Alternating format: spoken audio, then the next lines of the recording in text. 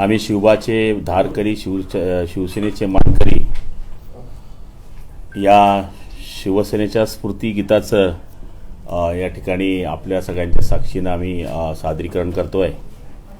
आणि त्याकरता उपस्थित असलेले आमचे ज्येष्ठ बंधू आणि सहकारी आदरणीय दादाजी भुसे या गीतामध्ये शिवसैनिकांना स्फूर्ती मिळावी आणि शिवसेनेचे विचार, शिवसेना प्रमुखांचे विचार आणि एकनाथ शिंदे साहेबांनी केलेली ही क्रांती याच्या बाबतीमध्ये सगळं काही सादरीकरण केलेलं आहे. मी त्याच्याकरता आपला जास्त वेळ घेणार नाही, कारण की आपल्याला गीताच्याद्वारे ते दिसणारच आहे. या स्फूर्तिगीताकरता प्रारंभ फिल्म्स पुणे यांनी सगळ्यात जास्त महत्त्वाचं काम केलेलं आहे. निर्माता आदरणीय संदीपजी माने, कार्यकारी अभियंता उर्मिलाजी चोपडा, त्याचप्रमाणे संतोषजी सातपुते जे गीतकार आहे, संगीतकार पार्थ उमराणी आहे आणि गायक आहेत आदर्श शिंदे. अशा सगळ्यांनी या ठिकाणी आम्हाला या गीताकरता मदत केलेली आहे. आपल्या सगळ्यांना विनंती करतो की आपल्याद्वारे राज्यामध्ये सादरीकरण झाल्यानंतर आपण आम्हाला प्रसिद्धीकरता सहकार्य करावं अशी आपल्याला विनंती करतो. पाटील साहेब लॉन्च करू घ्या, मग विचारा. या दादा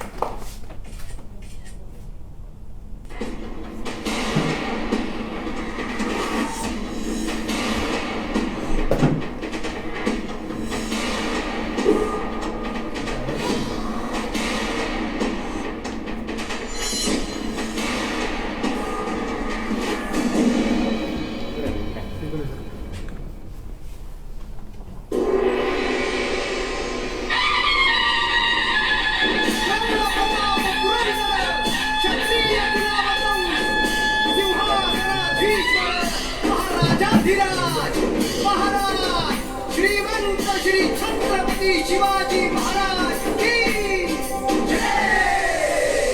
जमलेल्या माझ्या तमाम हिंदू बांधवांनो, भगिनी आणि मातांनो,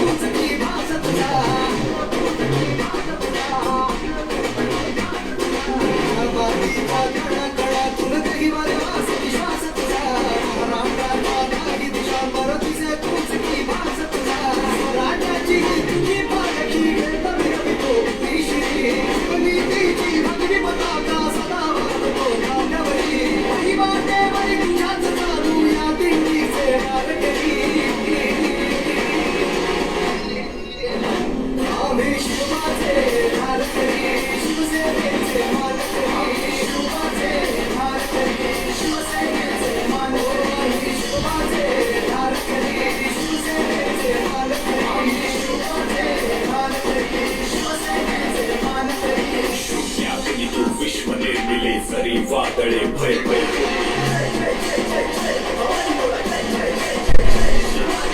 समखावर तुझी पावले लटपटली ना कधी खंबीर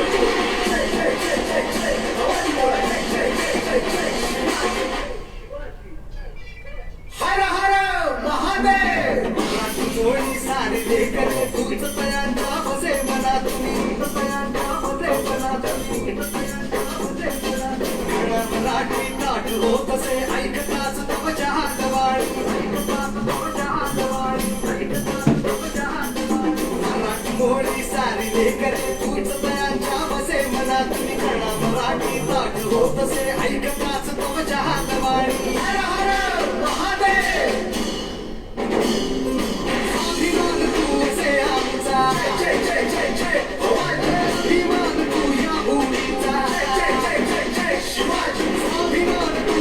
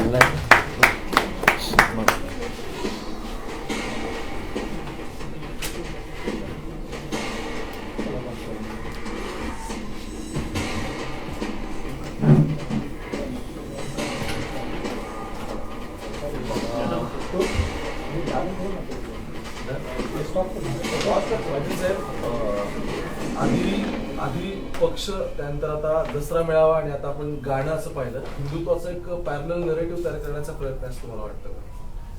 नाही, पॅरलल निगोटीचा विषय नाही आहे. आमचा शिवसेनेमध्ये जो काम करण्याचा पहिल्यापासून पवित्रा होता तो हिंदुत्वाचाच होता. आणि ज्यावेळेस आम्हाला असं वाटायला लागलं की या ठिकाणी हिंदुत्वापासून आपण काही प्रमाणामध्ये लांब जातोय, त्यामुळे खरी बाळासाहेबांची शिवसेना जिवंत राहावी, ती शिवसेना पुढं चालत राहावी, याच्याकरता हे आम्ही काम करत आलो आहे आणि आताही करतो आहे. त्यामुळे काही असं कोणी म्हणू शकत नाही या गोष्टीला. दसरा मेळाव्याच्या तयारीतला खरं तर आणखी एक माइलस्टोन असं म्हणायला लागेल, कारण मेळाव्याच्या आधी तुम्ही एक मोठं सॉन्ग घेऊन आलेलं आहे. आधी जवळपास 1 महिन्यापासून आमची याची तयारी सुरू होती, पण मध्यंतरी काळामध्ये गावाकडे मेळाव्यांची तयारी, इतर गोष्टी असल्यामुळे कालच CM साहेबांना दाखवून त्याचा अप्रुव्हल आम्ही घेतलं आणि म्हणून आज घाईघाईने आम्ही आपण करण्याचा प्रयत्न केलेला आहे. टीजर्स येतात वेगवेगळे, म्हणजे सभेच्यासाठी वातावरण निर्मितीचा एक प्रयत्न असू शकतो सगळ्या ठाकरेंकडून आणि तिकडून पण ठाकरे कुटुंबियांना संपवण्याचा प्रयत्न असं त्या टीजरमध्ये त्यांच्या म्हटलं. नक्की तुमची प्रतिक्रिया? नाही, असं तर काही दिसलं नाही मला. अजून काही नवीन येत असतील तर मी पाहिलेलं नाही आहे. आता कालपर्यंतची जी आहे त्याच्यात तर काही असं बघण्यासारखं आम्हाला काही आलेलं नाही आहे.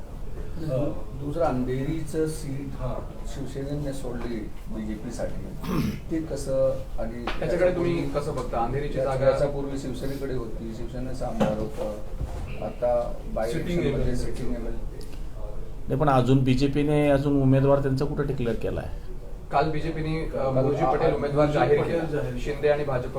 तर त्यांचं आता अंडरस्टँडिंग काही झालं असेल किंवा त्यांची बोलणी झाली असेल, त्या पद्धतीने होते. आता काही जागा बदलत नाही असं नाही. जामनेरची तालुका ची जागा 1990 साली आमच्याकडे होती, ती फक्त 2000 मतांनी पडली होती. 95ला आम्ही ती भाजपला दिली. असं होत राहते राजकारणात.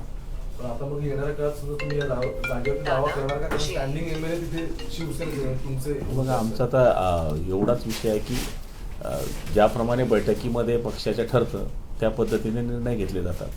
जसं पक्षाला वाटेल की या ठिकाणी हे केलं पाहिजे, तो निर्णय सामूहिक होत असतो.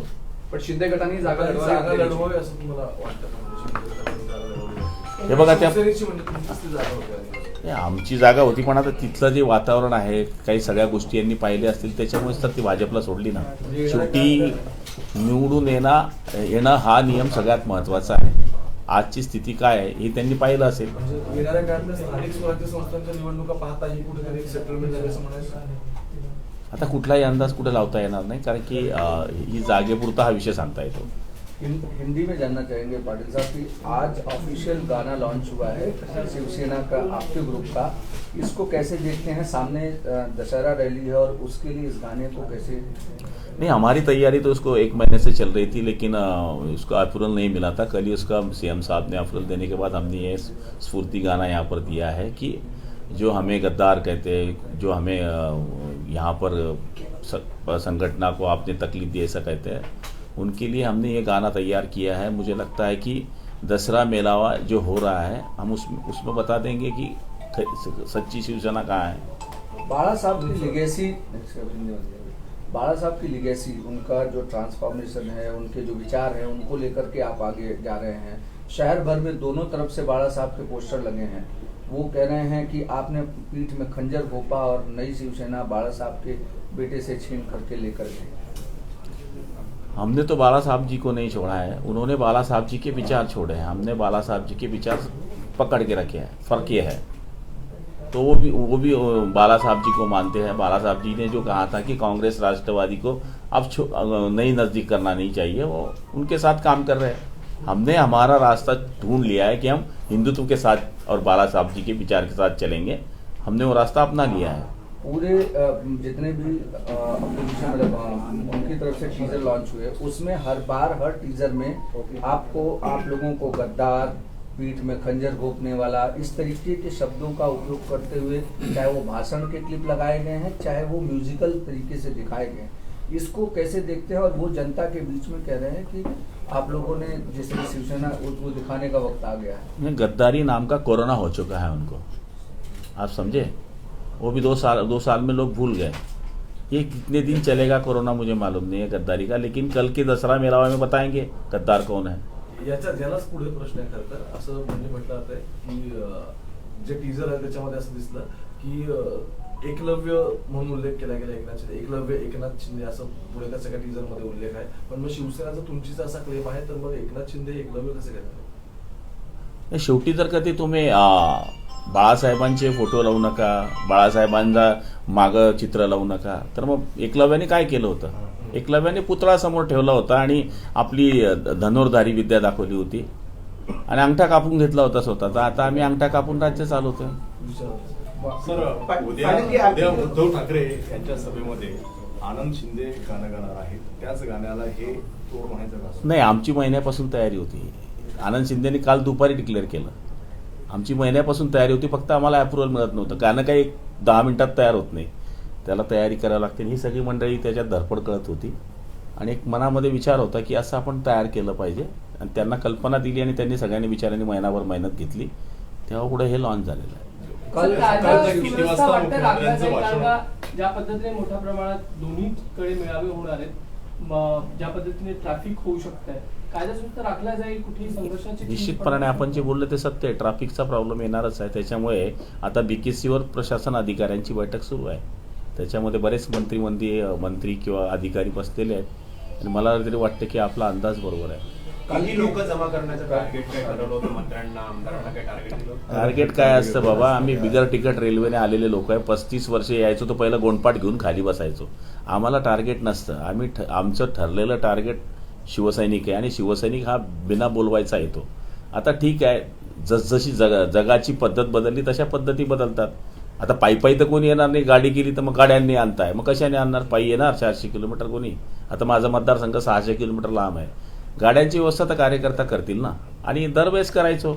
मागच्या वेळेस ज्यावेळेस शिवसेना 66 साली स्थापन झाली तर आम्ही सगळेजण बिन तिकीट रेल्वेने यायचो, बिल्ला लावून शिवसेना जिंदाबाद.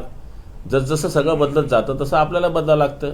गावामध्ये पहिले एका लग्नात जायचं तर एक फटफटी असायची बड्या मुश्किलने, आता बँड वाजवणाऱ्याकडे गाडी आहे. त्याच्यामुळे हे काय मला नाही वाटत काय मुद्दे होऊ शकतो. नारायण वारंवार म्हणतात की जर मला बोलवलं तर मी जाईन त्यांच्या मंचावर आणि जुने शिवसैनिक तिथे भेटतील अशी अपेक्षा, त्यांना बरंचसं काही बोलून द्यायचं. कोणाच्या व्यासपीठावर? तुमच्या व्यासपीठावर एकनाथ शिंदेच्या व्यासपीठावर. तो माझा अधिकार नाहीये. शिंदे साहेब बोलवतील तर तो विषय वेगळा आहे. बोलवा असं जुन्या शिवसैनिकांना बोलवलं पाहिजे मंचावर असं वाटतं, जे एकनिष्ठ होतं. ते सगळे अधिकार शिंदे साहेबांकडे आहे.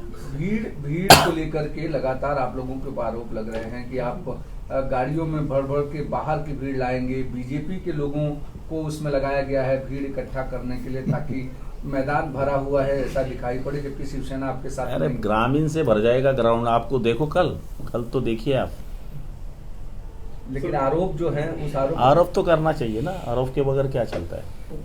साहजिकच आहे, उद्या आरोप प्रत्यारोप होती. म्हणजे उद्धव ठाकरे सभेमध्ये तुमच्यावरती अनेक आरोप केले जातील, त्या आरोपाला प्रत्युत्तर देणार? आम्ही आमची भूमिका मांडणार, बाळासाहेबांची भूमिका मांडणार. आम्ही का केलं हे सगळं सांगणार. आणि हे जे नौटंकी चालली आहे बाहेरची, जे येडं बनवत आहे लोकांना, आम्ही 35 वर्षे काय झकमारी केली हे जे लोक म्हणतात किंवा तुम्ही असं काम केलं तसं केलं, काय काय आमच्यावर बोललं जातं की एक उत्तर काय म्हणजे बोलण्यामध्ये त्यांनी शब्द काय वापरला, गुलाबराव पाटील हा विषय सोडून द्या, यांच्याकरता आम्ही काय झकमारी केली असं बोलणं हे त्यांना उचित वाटते का असं मला म्हणणं आहे. आम्ही 35 वर्ष आमचे जर तुम्ही पोलीस स्टेशनमध्ये जाऊन रेकॉर्ड चेक केले तर आपल्या लक्षात येईल आम्ही शिवसेनेकरता काय केलं आहे. ग्राउंडवर जर आपण गेलात तर लोक सांगतील की यांनी शिवसेना कशी वाढवलेली आहे. त्यामुळे ठीक आहे, आम्ही काय केलं आहे, आम्ही काय नाही केलं. त्यांनी जर आमच्या बाबतीमध्ये ताळतम्य पाळलं तर आम्ही पण ताळतम्य पाळू. ते जर आम्हाला आरे बोलते तर आम्ही कारे बोलू.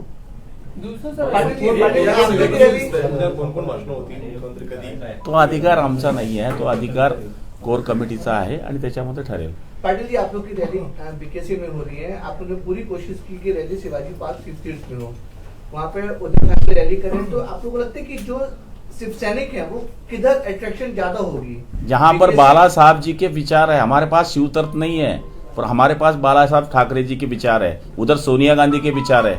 लोग चॉइस करेंगे बाला साहब के विचार तरफ जाना है या सोनिया गांधी या शरद पवार जी के विचार के साथ में जाना है. लगातार फोटो यूज करने को लेकर के चाहे आदित्य हों, उद्धव हों और आजकल नए शिवसेना में जो शामिल हुए लोग हैं वो लोग भी आप लोगों को छीटाकसी कर रहे हैं कि बाला साहब का फोटो निकाल करके और फिर बताएं कि शिवसेना के. आदित्य साहब को हमारे पे बोलने का कुछ ही अधिकार नहीं है. उद्धव साहब जी का अधिकार जरूर है. ये तो उनकी उम्र अभी 32 साल है, हमारा काम करने का तजुर्बा 35 साल का है. हमने जब स्टार्ट किया तो इनका जन्म भी नहीं हुआ था, इसलिए उन्होंने संभल के बोलना चाहिए, नहीं तो हमारी भी जुबान खुलेगी तो भागना पड़ेगा. तर दुसरा एक प्रश्न सरकारच्या निर्णयाशी जोडून की आता जवळपास असं सांगितलं की 57 एक निर्णय शिंदे फडणवीस सरकारने घेतले, त्यापैकी जवळजवळ 22 एक निर्णय तुमच्या म्हणजे शिंदेकडे असलेल्या खात्यांकडे आहे, बाकी 37 एक भाजपकडे असलेल्या खात्यांकडे आहे. म्हणजे जो अपक्ष rate सोडले जो आहे निर्णय घेण्याचा अपक्षांचे काय विषय, हा? अपक्षांचा अपक्ष म्हणजे की खात्याचे निर्णय जे आहेत भाजपकडे जास्त होत आहेत, तुमच्याकडे तर नाही. असं बघा, निर्णय कुठल्याही खात्याचा झाला तर सगळ्या जनतेचा त्याचा फायदा होत असतो. असं काही या पक्षाचा निर्णय घेतला म्हणून त्याच पक्षाच्या लोकांना फायदा होईल असं नाहीये, पूर्ण राज्याच्या लोकांना त्याचा फायदा होत असतो. फडणवीसांची पकड जास्त दिसते प्रशासनावर, असं काही दोघां मिळून पकड आहे, आता दोन्ही पकड खेळताय तर पकड आहे. सर, मंत्र्यांच्या बैठकीत आज दिवाळीच्या सणानिमित्त डाळ, तेल आणि साखर वाटण्याचा निर्णय 100 रुपये. काय नेमका हा निर्णय? 100 रुपयामध्ये सविस्तर सांगा. डाळ काय दादा किट आहे. सांगा तुम्हाला माझं निर्णय झाला का? पूर्ण किट आहे. दीपावलीच्या पार्श्वभूमीवर सर्व जे काही रेशन दुकानातनं ज्यांना यापूर्वीच आपण पुरवठा देतो तर त्या सर्व नागरिकांना दीपावलीची भेट महाराष्ट्र शासनाच्या वतीने, सरकारच्या वतीने देण्यात येणार आहे. साखर, तेल, डाळ जे काही आपल्याला दीपावलीच्यासाठी साहित्य लागतं, या साहित्याचं एक किट फक्त 100 रुपयामध्ये महाराष्ट्रातील मला वाटतं की 1 कोटी आणि काही 17 लाख कुटुंब आहेत. 7 कोटी रुपयांना 7 कोटी लोकांना याचा त्याच्यातनं लाभ होणार आहे आणि ही एक दीपावलीची भेट सर्व महाराष्ट्राच्या नागरिकांना मिळणार आहे. थँक्यू.